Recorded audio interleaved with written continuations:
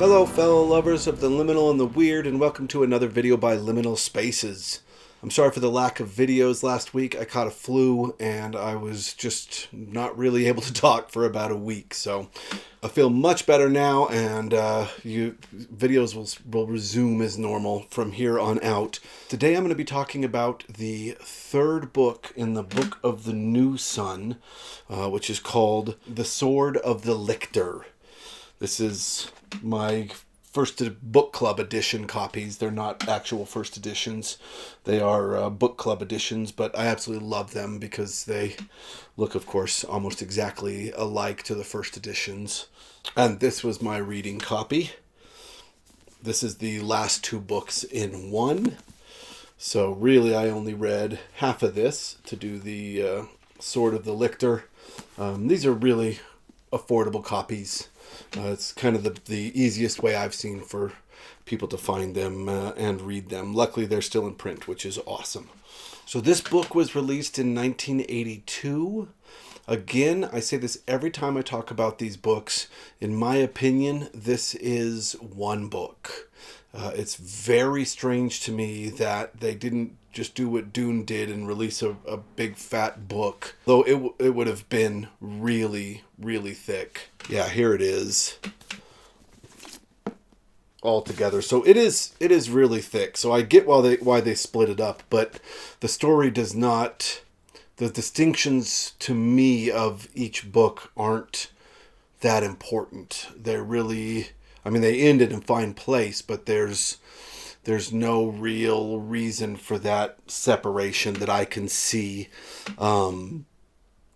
So it's very hard to talk about these because I feel like I'm talking about one part of a story.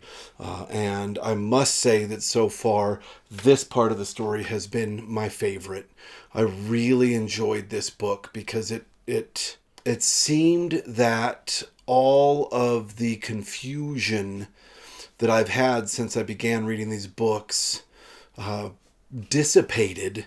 And at first I thought, wow, he is writing this very straightforward. There are a lot of really kind of strange, hard to understand moments in the first two, and I didn't feel there was as many of those in this.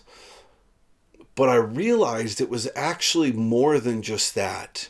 After two books, starting the third book, Gene Wolfe, I think, has trained me to read these books. And I think that is the first real step in his brilliance with this.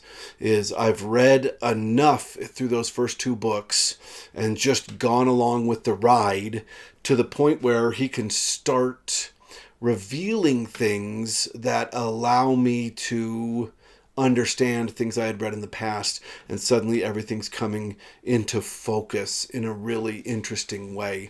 And I'm hoping that this clarity continues through the fourth book, The Citadel of the Autarch, I believe it's called, but we'll have to see about that. Everybody says that it's quite a brilliant ending to the series. And of course I do intend to also read Earth of the New Sun, I think it's called, the later fifth book that he added to this collection. This book is about Severian finally settling down in Thrax, which is really interesting because it was the entire purpose of his journey through the first two books. Everything was pointing with him ending in Thrax.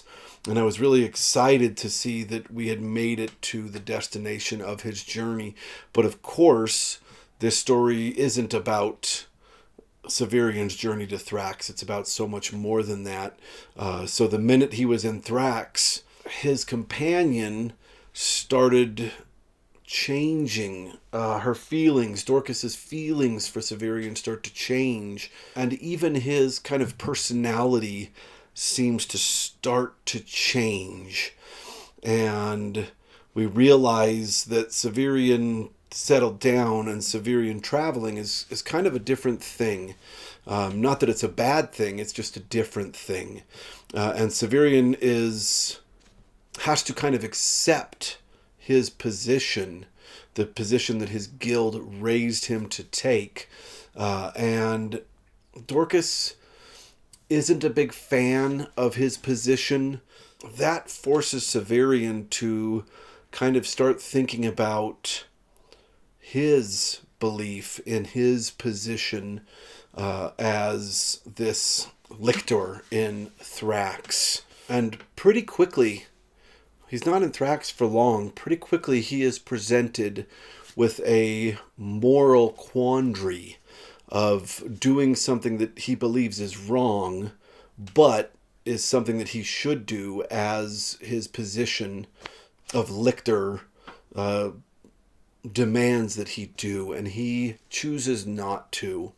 And this puts Severian back on the path of travel, this time on his own. Connection in him, I think, to the torturer. He of course was raised a torturer, so that ideology is always within him, but he is no longer that. He doesn't believe in that anymore.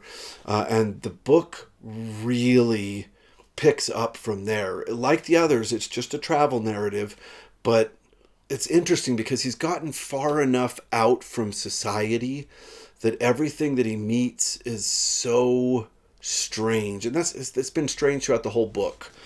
But this is the more kind of almost post-apocalyptic feeling, walking in the wilderness and coming across weird bands. I mean, even the other books have been like that too. But this one just hit the tone that I liked the best out of the series, because we were able to really understand what was going on. And there's revelations in this book that went back and explained the two books before it incredibly.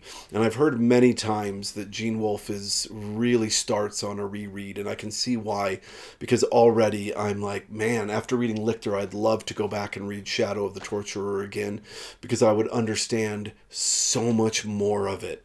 I find that that's something that happens a lot in science fiction with me, not as much in other genres, where they use narrative and world building to kind of trick you at first. It's not even trick, just kind of cover up what's happening. Zelazny does this a lot too, so that as you go through, by the end of the book, you finally get what's going on. And the beginning of the book is so confusing that you want to go back and reread it.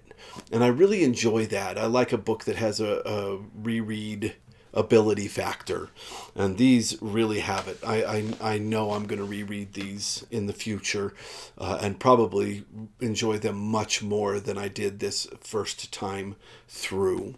Severian is starting to become a little bit more of a complicated character in this one. He's always been complicated, but in this one, he makes some really interesting choices that are understandable, but even he himself questions morally some of the choices he makes throughout this book, and we start to see a Severian that is more complex than I think he has been before.